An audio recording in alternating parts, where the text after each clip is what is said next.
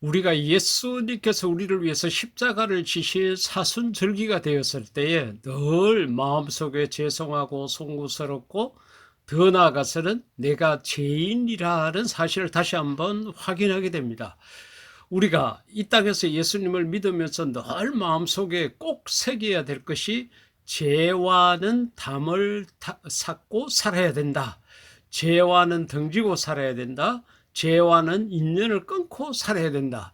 죄와 단절된 생활, 구별된 생활을 해야 된다는 것을 우리의 마음속에 꼭 기억을 해야 합니다. 왜 그런가 하면 우리가 믿고 있는 하나님은 죄를 가장 싫어하시고 또 그렇게 위대하시고 거룩하시고 존귀하신 예수님께서 2000여 년 전에 이 땅에 오셔서 그렇게 비참하게 십자가에서 죽으신 그 이유가 죄 때문에 그랬다는 것을 생각하게 되면 더욱더 우리는 죄라는 것하고 거리를 두고 살아야 합니다. 그러면은 죄라는 것은 무엇일까요? 요한일서 3장 4절 가운데 보면은 예수님을 지극히 사랑하고 또 예수님으로부터 많은 사랑을 받았던 요한은 이렇게 이야기를 합니다. 죄를 짓는 자마다 불법을 행한다고 그와 같이 이야기를 했습니다. 그리고 죄는 불법이다 이렇게 정의를 했습니다.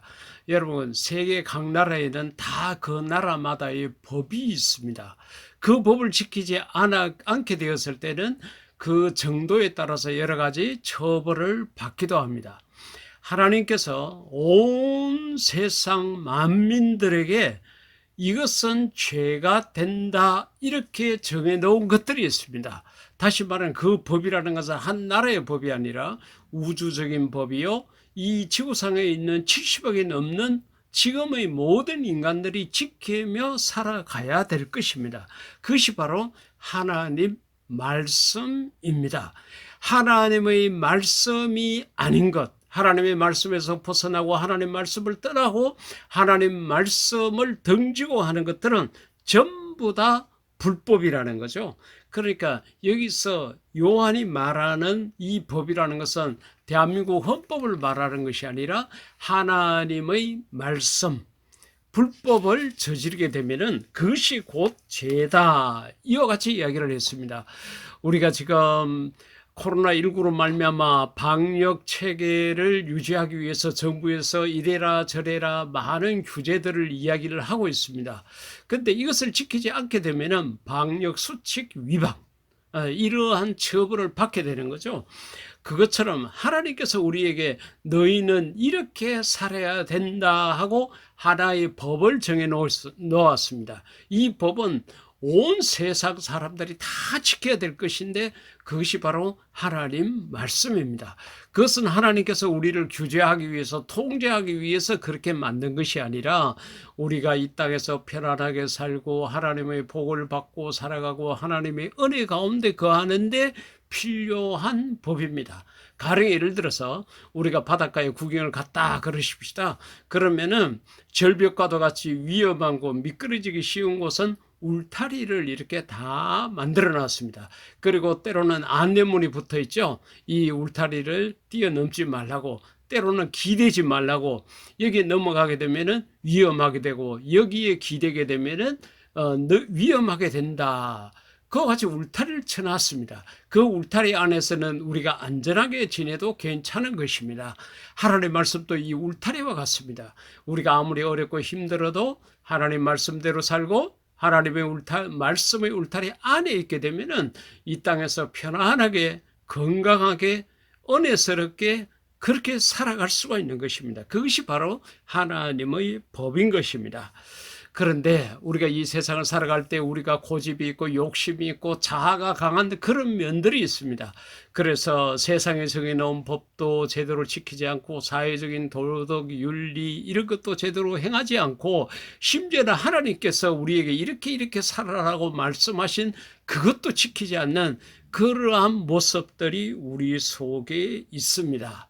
그렇기 때문에 우리가 인간의 고집, 나의 자아도 버리고 모든 것을 하나님께 맡기고 하나님 말씀대로 살고자 하는 그런 욕구가 우리들에게는 강하게 일어나야 합니다.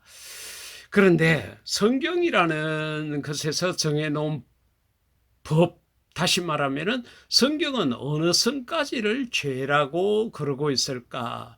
대한민국 헌법에서는 어느 선까지를 죄라고 말할까? 가장 쉬운 예로 우리가 마음적으로 미워하고 시기하고 질투하고 정오하는, 때로는 저걸 죽여버려야 되겠다, 이런 마음을 가지는 것, 내가 마음적으로 그런 악한 생각을 가진 것 때문에 대한민국 헌법에 따라서 처벌받는 일은 없습니다. 그런데 성경은 우리가 행동화하지 않고, 다시 말하면 미운 감정, 정오하는 감정 이렇게 있게 되면은 우리가 그 사람을 해치게 되거든요. 폭력을 행사하게 되고 때로는 그 사람을 죽는 자리까지 몰고 갈 수도 있습니다. 그런 행동이 나타나는 것만 대한민국 헌법에 따라 가지고 처벌을 받지, 마음속으로 미워하는 건 처벌을 받지 않습니다. 그런데 성경은 그렇게 내가 정의스러운 마음을 가지고 행동으로 나타내지 않고 마음적으로 미워했다고 하더라도 이것은 죄라고 이야기를 합니다. 예수님께서 하신 산상보험 가운데 마태복음 5장 27, 8절 말씀 가운데 보면은 이런 말씀도 있어요. 간음하지 말라 하는 것을 너희가 들었으나 나는 너희에게 말하노니 여자를 보고 음욕을 품는 자마다 마음에 이미 간음을 했다. 그러니까 실제적으로 간음을 하지 않았는데, 행동으로 나타나지 않았는데 마음적으로 그러한 생각을 갖는 것, 그것이 이미 죄가 된다고 이야기를 했습니다. 같은 마태복음 5장 21, 2절 가운데 보면은 옛 사람에게 말한 바 살인하지 말라, 누구든지 살인하면 심판을 받게 되리라 하였다는 것을 너희가 들어서나 나는, 예수님이 나는 너희에게 이르노니 형제에게 노하는 자마다, 화를 내는 자마다 심판을 받게 되고, 형제를 대하여 라가 이렇게 욕을 하는 자, 그 바보라고 그렇게 하는 자마다 공회에 잡히게 되고, 미련한 놈이라고 그렇게 하는 자마다 지옥불에 들어가게 된다고 그같이 이야기를 했습니다.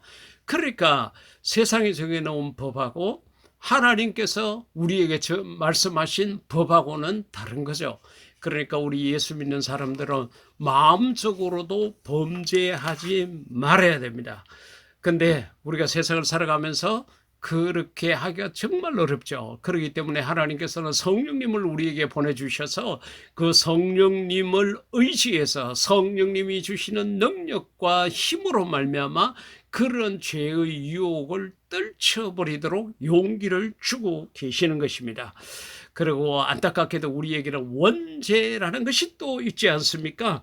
창세기 3장 1절 이하 말씀 가운데 보게 되면은 하나님께서 뱀이 여자를 유혹하는 장면이 나타나 있습니다. 그래서 결국은 이 여자가 하나님의 말씀을 들었음에도 불구하고 뱀의 유혹에 빠져가지고 하나님이 따먹지 말라고 하는 선과 악을 알게 하는 나무 열매를 먹게 됩니다.